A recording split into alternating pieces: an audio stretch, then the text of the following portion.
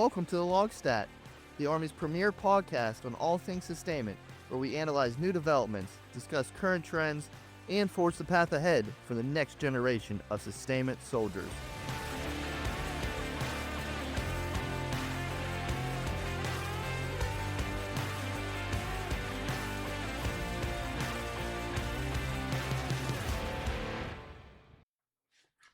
Hello everyone, welcome to another episode of the LOGSTAT. I'm your host, Captain Garett Pyle. If you've been in the Army for more than a few minutes, I can guarantee you understand how quickly things in the Army can change. That is why today we're revisiting the Sustainment Pre-Command Course, which is actually no longer available in the format that we discussed in episode 16, Sustainment Pre-Command Course. The funny part of the whole situation is how the notification that the course was changing was published shortly after we published that episode. Rather than rushing to put an episode together that the Sustainment Pre-Command Course was no more, we decided to let the dust settle and see which course of action would be approved for the way ahead with this program. So today, we're going to discuss how the Pre-Command Course has been reshaped to be a more efficient program for the Army. And to walk us through this, I have back with me the director for the Sustainment Pre-Command Course, Captain Misha Dantzler. Captain Dantzler is from Atlanta, Georgia, and commissioned from Jacksonville State University with a bachelor's in political science, pre-law degree in December of 2014, as a Year Group 15 officer. She's completed her PL time with some XO time in the 129th CSSB of the 101st Airborne Division. Then she completed her XO time in the 7th GSB, where she also completed time as a GSB S4. Following the career course, she was stationed at Fort Bliss, Texas, where she served as the SPO Transportation Officer and commanded the Hotel FSC and HHC of the 47th BSB. Following her command time, she served as a small group leader at the career course where we first met and was then selected as the director of the Sustainment Pre-Command Course. I am so excited to have you back on the show today. Misha, welcome. Thank you for having me here again, Garrett. It's always nice to be around you, Battle. Definitely excited to have you back on. It was just a funny coincidence that we published the episode and we get the notification, oh, everything is changing. Yes, I was like, the world is on fire, and I had already gotten about 20 phone calls saying, hey, I just heard this podcast episode. This is great information. How do I sign up? And I had to say, well, not so much. Not so much anymore. But that's what we're here today to talk about, is kind of analyzing what happened and the way ahead. So first of all, why was the Sustainment Pre-Command Course discontinued? So I have to say there were probably a number of factors that contributed to it. The Army's always looking for new and efficient ways to do things. So I think the biggest issue was probably resource and time efficiency. Commanders and command sergeants majors already go to so many courses before they're able to even take those seats. And so I think it came down to one of those things where it's like, hey, let's find a way to make this better for our senior leaders so they can still get the same information without having to travel to so many different places and be away from their formations for so long. And is this just the sustainment side of it, or does this affect every branch? So it affected every single branch. The memorandum came down from TRADOC and it said, hey, no more branch specific PCCs for these reasons. And so it kind of affected everyone. So each individual branch PCC director was kind of in a tizzy, like, wait a second, now what do we do? What is the alternative to this? But yeah, all of the individual PCCs.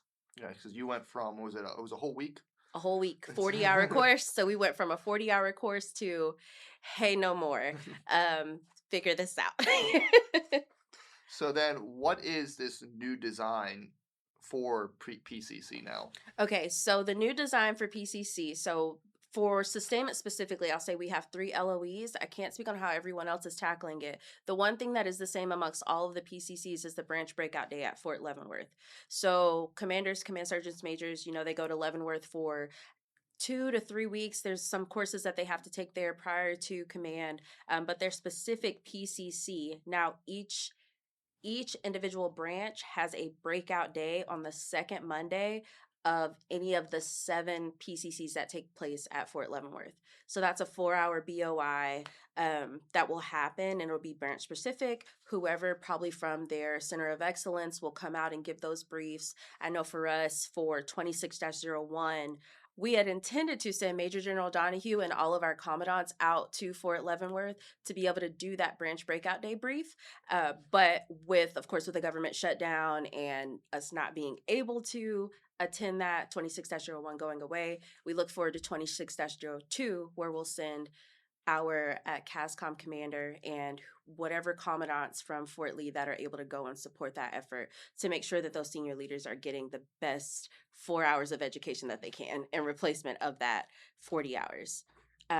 Additionally to that, I know what we are doing in the sustainment world. We have 2 additional lines of effort to support that, which is our digital university, which most people, if you have been in the course already have access to the digital university on Teams. And then also our log connects. So everyone has a connect, right? Transportation, quartermaster ordinance. We're having the first logistics connect in November. And that's basically another opportunity, another 4 hours to kind of cover down and fill some of those gaps that we're missing out with the SPCC. So the Log Connect, so that's going to be a 4-hour block now? Yes. So the Log Connect is a 4-hour block of instruction, and it's essentially 4 different topics that we will use to kind of fill in some of those gaps that we're missing from the SPCC now that we've condensed it down so much. So it's just another opportunity to kind of fill our senior leaders in on what are the things that are up and coming, what are some changes that are coming around so that we can keep them in the know. Okay, that is definitely a good opportunity to be able to present information like that because, I mean, you went from a 40-hour block, a whole week of being here with different speakers coming, having that interaction. Now you're condensed to just a 4-hour block as a breakout day there. Yeah. So it's good that you're having these additional lines of effort now. Yeah. Having access to the, as you said, the digital university, all those products, as well as having this additional Log Connect. Now, is this Log Connect, is that going to be, what's the rotation of that? Is that going to be like every quarter, every month? So it'll be quarterly. We plan to have 1 a quarter, and that's just to make sure that we're in those in-between spaces of PCCs. We're capturing any changes that may have happened that we're not able to cover in that basic BOI from Leavenworth. And I think you kind of answered this really, but if there's any more to touch on this, how does sustainment fit into the equation now at PCC? It's just that 4-hour block? Yeah, so it is. It's just that 4-hour block. And I think one of the big things that we're kind of focusing on, or the Army is kind of focusing on, is that integration as our fight kind of starts to shift a bit. So integrating and making sure that leaders are able to understand the fight holistically versus just from their foxhole. So sustainment does have just that branch breakout day at Leavenworth. And of course, like I said, we still have the reach back capability here. That's the main thing we don't want to lose. Anybody who has been to SPCC here at Fort Lee heard the term a million times, reach back capability. So we want to make sure that we are still able to maintain that here at Lee. So for the PCC now, is it still the same on who's required to go? So everybody has to go. The requirement has not changed. Because if you're going to be a brigade or a battalion command sergeant major, you are expected to go to PCC at Leavenworth. Branch breakout day is a part of that, so it just makes it easier for you because it's now implanted into your curriculum while you're already at Leavenworth versus having to go to PCC at Leavenworth and then figure out how you're going to get to sustainment PCC. It's now a part of it. Everybody will go. So I know, yes, because I know that's something we talked about in our last episode was command sergeant majors. It wasn't a directed thing where the battalion or brigade commanders it was. Right. So it's good that everyone's going to be there. There's no issue with fighting over, okay, hey, am I going to be able to go or not? Yeah, that was one of the things, that really it was kind of a thorn in my side of trying to figure out how do we get our command sergeants majors here. But yeah, we have solved that problem because now we've just embedded it to somewhere that they are already going to be. And I think a question that's going to be on a lot of minds of those who are listening right now is, what happens if I did not attend the old Sustainment Pre-Command Course, but I've already attended the Pre-Command Course at Leavenworth prior to these changes? Yeah, so we actually have a small population of battalion, brigade level leadership that was slated to go to SPCC or show up to SPCC in October, but had already previously been to PCC. So for those of them that have reached out, I've just told them, hey, let me know. I'll give you access to the digital university. I'll give you access to the 4-hour BOI once it's published for Fort Leavenworth, because we'll also have a Teams page with Fort Leavenworth that has the BOI, any discussion boards, any of that. So I will give them access to that so that they're able to see those briefs as they're coming out. And then also there's the option for TDY, specifically to branch breakout day. So with that, if their unit is willing to fund it, of course, they do have the ability to go to those branch breakout days at Fort Leavenworth just for that 1 day of TDY. And that's good. You're able to offer those because anytime there's a change in the Army, there's always that small percentage of the population that's in the in between. Yep. So I know sometimes they get lost in the shuffle, but it's good that we have plans in place now to ensure that they're able to still get that information that you're putting out. Absolutely. I think everybody at T2Com, well, between T2Com and CAC, and I know over here at CASCOM, like everybody has been working just very diligently to make sure that we are covering all the gaps for all of the senior leaders. Now, are there any requirements from the Army Sustainment University for students attending PCC now that the courses are combined? Yeah, so the Army Sustainment University, like I said, we don't want to lose our reach back capability. We still want those leaders, even though they're not getting that 40-hour block of instruction and some of that face-to-face time with the senior leaders here at Lee, we still want them to feel like they have the ability to reach back to Fort Lee. So we are continuously updating the digital university. They have access to any of the contacts that were previously listed, or any of the contacts that are listed on the BOI slide deck that they'll all have access to. We've listed all of our senior leaders, all of our specialty leaders. We want them to be able to reach back. So we're constantly updating that stuff so that they know who to get in contact with. We're also maintaining the digital university. And the only requirement that we actually have of the students who are going to PCC at Leavenworth is their student data sheets, which I will email out to them, student data sheets, just so we can get an idea of who is the CG going to be talking to when she heads out to branch breakout days. So, and that's good.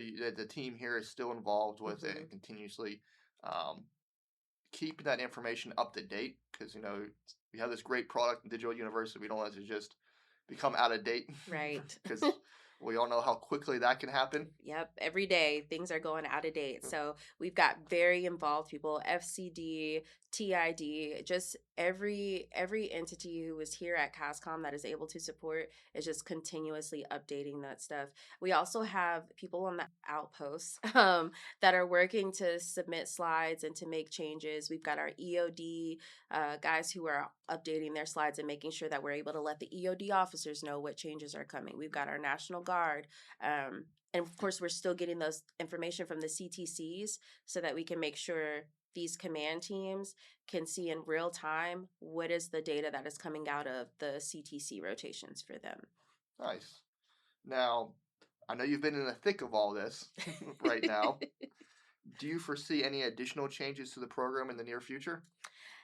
So Garrett, things are always changing, and I do expect that after we run through this a couple of times, some more changes will come down.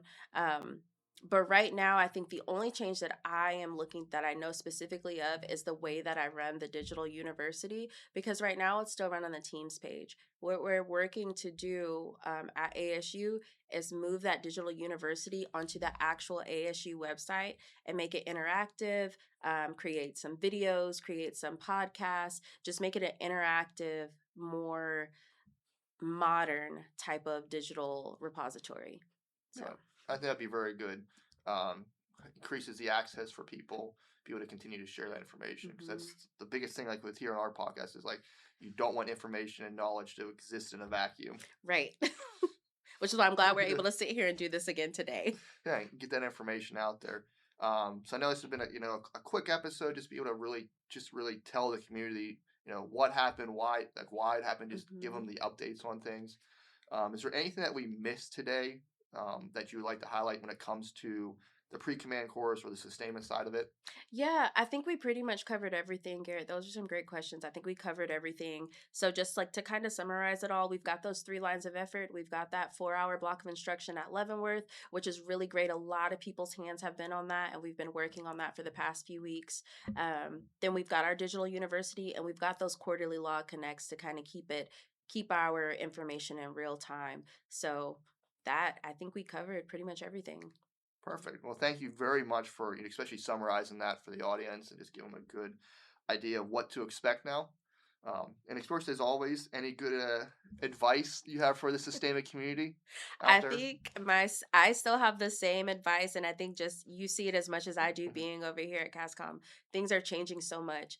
Just stay involved and stay vigilant about making sure you understand what is actually going on in the sustainment world, how our units are changing, how our organizations are growing or shrinking.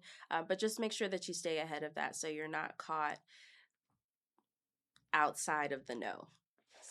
Exactly.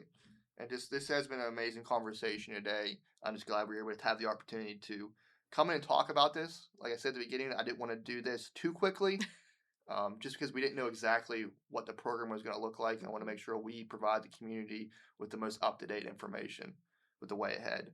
So I know you've gotten a lot of different cards and letters, and it's been great because people are engaging with you. They are, reaching back. So I know people are probably gonna have a lot of questions after today, even more. So where can people find you if they have any follow-ups? Hey, so if you need to reach out to me, I am on Global, I am on Teams, and I am always available and ready and excited to answer you all's questions. Well, just thank you so much, Misha. We really appreciate you really taking the time to come back today and provide our listeners with all these updates to the course. I know the Army is always adapting to meet the new challenges of the day and to be as efficient as possible with our resources. And these changes and these programs are a prime example of that. Thank you for having me, Garrett. Hopefully, I can be on the show again for a different exciting topic one day. Yeah, we'll definitely love to have you back on hopefully no more updates in the near future to this program.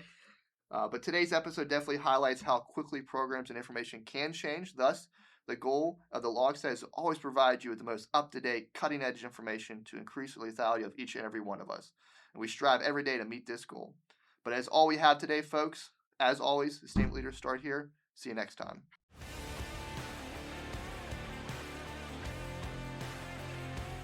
Thank you for listening to another episode of the LOGSTAT. We hope you enjoyed today's conversation. Please share this episode across your formation and leave us a review. If you have a topic you'd like here discussed, then please reach out to us at armysustainment@army.mil or directly to me on Global at garett.h.pyle. Follow us on Facebook, X, and LinkedIn at Army Sustainment. We'll see you next time. Sustainment leaders, start here.